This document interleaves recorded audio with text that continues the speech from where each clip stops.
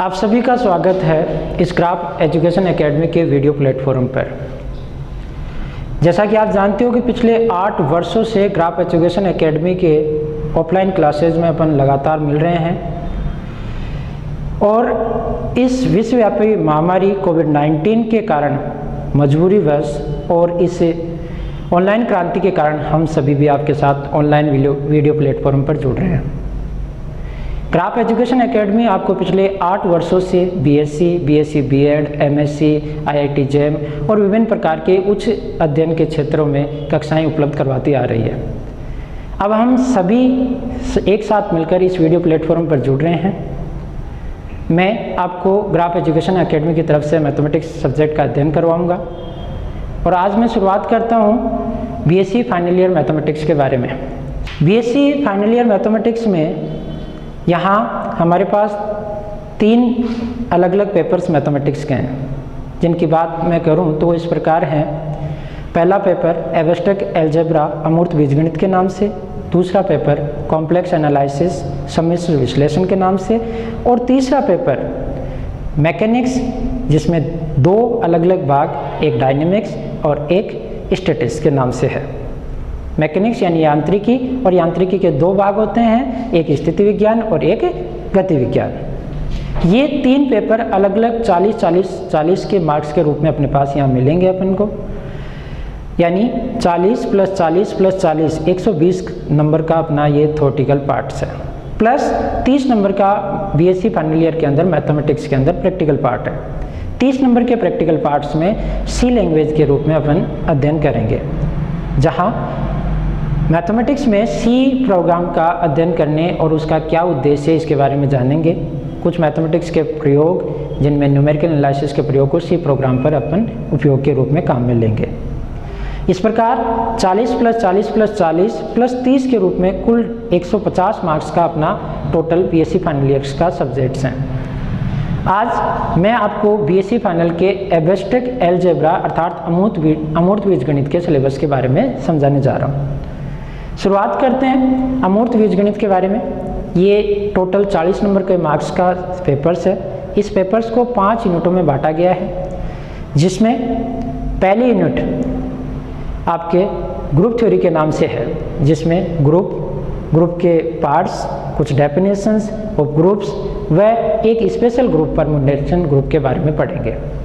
साथ ही अगर मैं बात करूं सीबीएच या जेपीएच की बुक में, जनरली जेपीएच की बुक बेटर मानी जाती है और पिछले 10 सालों से जेपीएच की बुक को रेफर कर रहे हैं हम। तो जेपीएच की बुक के रूप में बात करूं तो यूनिट फर्स्ट के अंदर ग्रुप थ्योरी के रूप में चैप्टर नंबर 2 और परम्यूटेशन ग्रुप के रूप में चैप्टर नंबर 3 और सब ग्रुप के रूप में चैप्टर नंबर 4 यूनिट फर्स्ट के रूप में अपन को उपलब्ध होंगे। ये था अपना यूनिट फर्स्ट का भाग। अब बात करते हैं अपन यूनिट सेकंड की। यूनिट सेकंड के अंदर आपके पास यहाँ होमोमॉर्फिज्म, समाकारिता और समाकारिता के कुछ भाग, जिसमें एक की समाकारिता, आच्छादक समाकारिता और आइसोमॉर्फिज्म और इंडोमॉर्फिज्म और साथ ही कर्नेल के बारे में। एक होमोमॉर्फिज्म की मोस्ट इंपॉर्टेंट प्रॉपर्टी है कर्नेल, जिसके बारे में अध्ययन करेंगे। और यूनिट सेकंड में ही आगे बात करते हैं अपन, तो उसका अगला जो भाग है वो है नॉर्मल सब ग्रुप और क्यूसेंट ग्रुप के रूप में। नॉर्मल सब ग्रुप अर्थात विशिष्ट उपग्रुप के रूप में और क्यूसेंट ग्रुप यानी विभाग ग्रुप के रूप में। ये सभी भाग अपन यूनिट सेकंड के रूप में पढ़ेंगे। मैं यहाँ बात करूँ तो यूनिट फर्स्ट और यूनिट सेकंड दोनों मिलाकर एक ग्रुप थ्योरी का भाग है, जिसमें ग्रुप और ग्रुप के कुछ प्रकार और ग्रुप की कुछ प्रॉपर्टियाँ और कुछ विशिष्ट प्रकार के ग्रुप, जिनमें नॉर्मल सब ग्रुप और ग्रुप की एक मोस्ट इंपॉर्टेंट प्रॉपर्टी होमोमॉर्फिज्म पढ़ेंगे। ये दोनों भाग थे यूनिट फर्स्ट के और यूनिट सेकंड के ग्रुप थ्योरी के अंदर। अब बात करते हैं यूनिट थर्ड की। यूनिट थर्ड यहाँ हमें रिंग, इंटीग्रल डोमेन और फील्ड के रूप में मिलेगी। रिंग का मतलब वलय, ग्रुप से बेटर प्रॉपर्टी है ये कि ग्रुप से ही आगे का भाग है वलय, और वलय से ऊपर एक इंटीग्रल डोमेन और उससे बड़ी प्रॉपर्टी है फील्ड। ग्रुप थ्योरी के अंदर लास्ट प्रॉपर्टी फील्ड पढ़ेंगे अपन। फील्ड और ये सारे आपको एब्स्ट्रैक्ट अलजेब्रा के रूप में जेपीएच की बुक में चैप्टर 7 में मिलेंगे।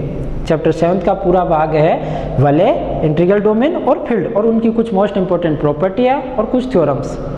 आगे बढ़े चैप्टर 8 जेपीएच की बुक का, और यूनिट के रूप में बात करें तो यूनिट थर्ड के अंदर आप पढ़ोगे सब रिंग और सब रिंग के कुछ पार्ट्स, इन पार्ट्स के अंदर जैसे सब फील्ड भी आ गया और सब इंटीग्रल डोमेन भी आ गया, और उनके बारे में और उनके कुछ थ्योरम्स अपन जानेंगे यूनिट 8 चैप्टर 8 के अंदर और यूनिट 3 के अंदर। आगे बढ़े तो यूनिट 4 की बात मैं करूं तो यूनिट 4 अपने पास एब्स्ट्रैक्ट अलजेब्रा के अंदर आइडियल अर्थात गुंजावली, आइडियल को गुंजावली कहते हैं, गुंजावली और गुंजावली के कुछ प्रकार के रूप में पढ़ेंगे जो आपको जेपीएच की बुक में चैप्टर 9 में मिलेंगे। और इसके साथ ही अगला भाग जो यूनिट 4 का है वो वेक्टर स्पेस के रूप में, जिसमें वेक्टर स्पेस और वेक्टर सब स्पेस के कुछ डेफिनेशंस और थ्योरम्स के रूप में आपको यूनिट 4 में मिलेंगे। वेक्टर स्पेस का कंप्लीट पार्ट यूनिट 4 में नहीं है, केवल और केवल आपको वेक्टर सब स्पेस की डेफिनेशन और उसकी कुछ थ्योरम्स तक का भाग, यानी अगर मैं जेपीएच की बुक के रूप में बात करूं तो एक्सरसाइज 10.1 और 10.2 तक का भाग यूनिट 4 में होगा और 10.2 से आगे का भाग यूनिट 5 में होगा। 10.2 से आगे का पूरा कंप्लीट भाग आपका यूनिट 5 के अंदर वेक्टर स्पेस के रूप में होगा। मैं दोबारा से बात करता हूं जेपीएच की बुक के बारे में और सिलेबस के बारे में। जेपीएच की बुक को 10 चैप्टर्स में बांटा गया है, जिनमें चैप्टर फर्स्ट आपका सेट, रिलेशन और फंक्शन, समुच्चय, संबंध और फलन के रूप में है, जो ग्रुप थ्योरी, रिंग थ्योरी और वेक्टर स्पेस थ्योरी के लिए बेसिक फंडामेंटल्स के बारे में बताएगा, जो अपने सिलेबस में नहीं है क्योंकि सेट, रिलेशन और फंक्शन अपने पीछे पढ़ चुके हैं। परंतु फिर भी जब भी मैं क्लास स्टार्ट करूं उससे पहले सेट, रिलेशन और फंक्शंस की चर्चा अपन अगले 3 अध्याय में सेट, रिलेशन और फंक्शंस की चर्चा करेंगे। और चैप्टर 2, 3, 4, दोबारा बोल रहा हूं मैं, चैप्टर 2, 3 और 4 ये आपके यूनिट 1 के हैं, जिनमें चैप्टर 2 में ग्रुप, चैप्टर 3 के अंदर परमुटेशन ग्रुप और चैप्टर 4 के अंदर सब ग्रुप। फिर बात करूं चैप्टर 5 और 6 ये यूनिट 2 के अंदर, जिनमें होमोमॉर्फिज्म और नॉर्मल सब ग्रुप, चैप्टर 5 और 6 किसमें, यूनिट 2 में। चैप्टर 7 और चैप्टर 8 ये आपके यूनिट 3 के अंदर, जिसमें रिंग और सब रिंग। और चैप्टर 9 और 10.1, 10.2 ये यूनिट 4 में। और 10.2 से आगे का पूरा वेक्टर स्पेस का भाग, जिसकी प्रॉपर्टीज, वेक्टर स्पेस की थ्योरम, जिसमें आईडी और आईई, ये सारा पूरा पार्ट आपके पास यूनिट 5 में है। Thank you.